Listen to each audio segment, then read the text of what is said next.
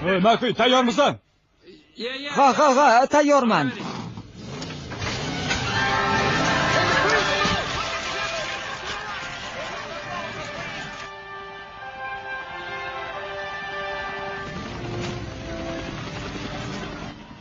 Mak, bugun hamma uchun ter to'kishingga to'g'ri keladi. Nega ishonishing mumkin? Axir meni veji super demokratika deb chaqirishmaydi-ku.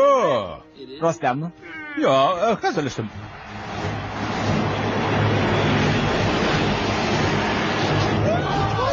Oyay!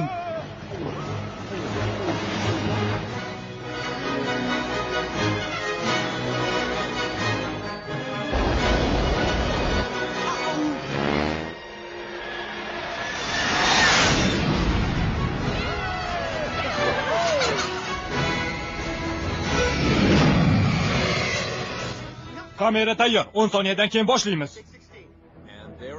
Va nihoyat Makvin topildi. Qayerdan deng? Radiator Springs nomli olis shaharchadan. Shinasining rangini ham o'zgartiribdi. Umuman o'zgacha ko'rinish. Chekozor. Hay Makvin, qayerlarda yurganing? Yolg'iz o'zim juda zerikib ketdim. To'g'ri, homiylarim Denekova o'sha egizaklardan tashqari albatta. Oldin ular seni muxlislaring edi, endi bo'lsa meniki. Bilasan bular nima deyishdi?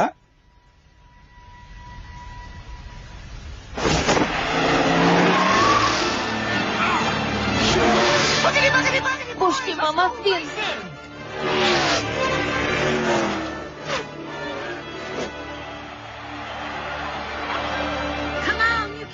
Barakalla Makvin, boshqa.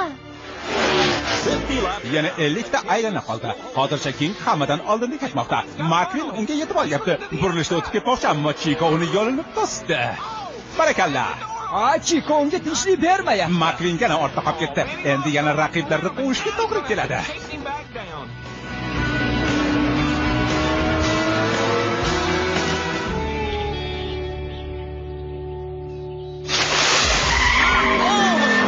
Yo'q, Makvin o'tga chiqib ketdi.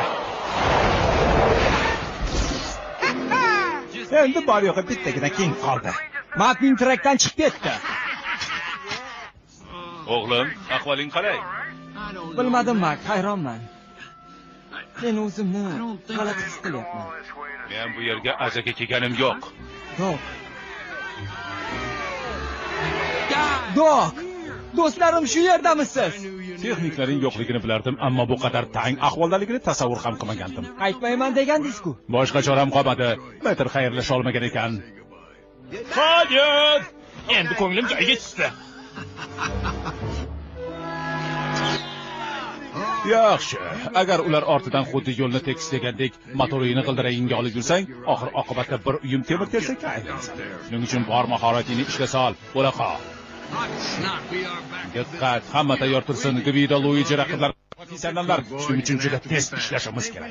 Kapotlarni ochishga ham ulgurishmaydi. O'g'lim, sen ularni yuta olasan.